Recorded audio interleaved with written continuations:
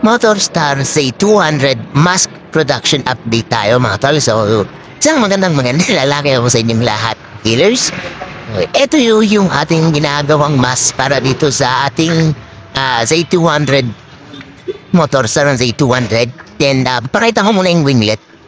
So, kapag stuck yung head, may winglet siya na ganyan. Then, ito yung ating mask na ginagawa. Bale, pinag-isipan ko pa kung ano yung magandang gawin, kung ano yung babagay sa kanila. So, ito tingin ko, kailangan pang dagdagan to kasi parang hindi sa bagay. Sa kabila, mas maganda kasi mas malaki siya konti compare dun. So, ayan, in progress tayo.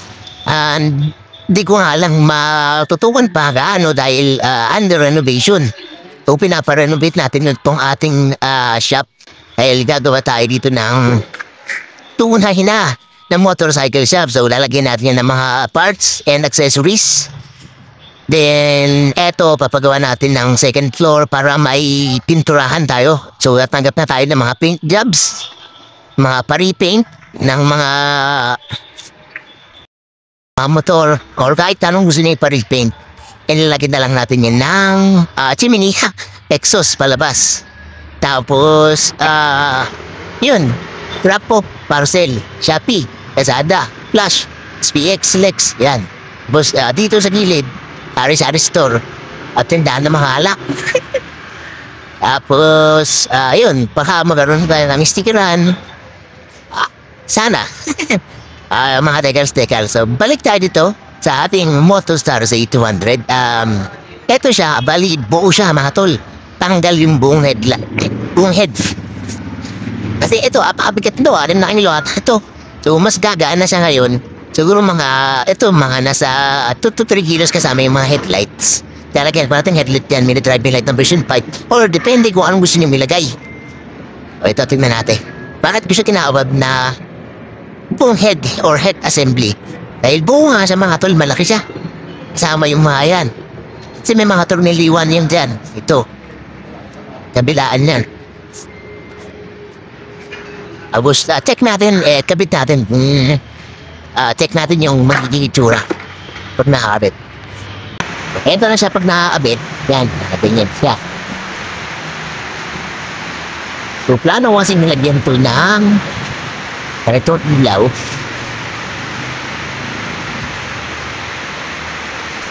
Ganyan siya. Yan. Pero depende pa rin. So, pag-isipan na rin natin. So, hanap tayo. Titignan natin kung ano yung mas kapagpapogi sa kanya. Then dito, ayan. At bala po ng gudpuan yan. Tapos yung natin palang visor, BMW S1000 RR.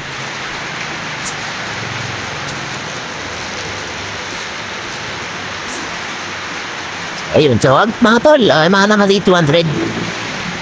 Ito rin, front fender. Itong tipo ito nakakabit, nakalagay lang. Isa nakasalip pa. So, konting edit lang to. Yan. Pero, abis lang to. Then, yung ating tire hugger, open for orders na.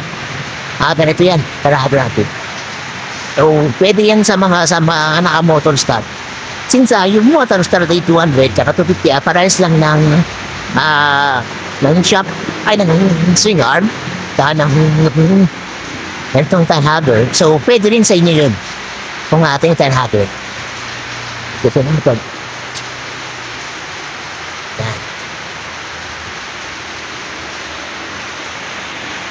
So, again, open for orders po tayo sa ganito. PM lang po. Project deal, mga tol. Para mapag-usapan natin yan. So, sa mga di pa nakakapag-follow with Project Deal, ipapollow na tol para sa mga updates and iba pang mga pampapogi, lalo ng inyong mga Z200. Salamat, and then pakishare na rin po, and then palike naman po. Thank you. Pagbalangin tayo natin, ride safe.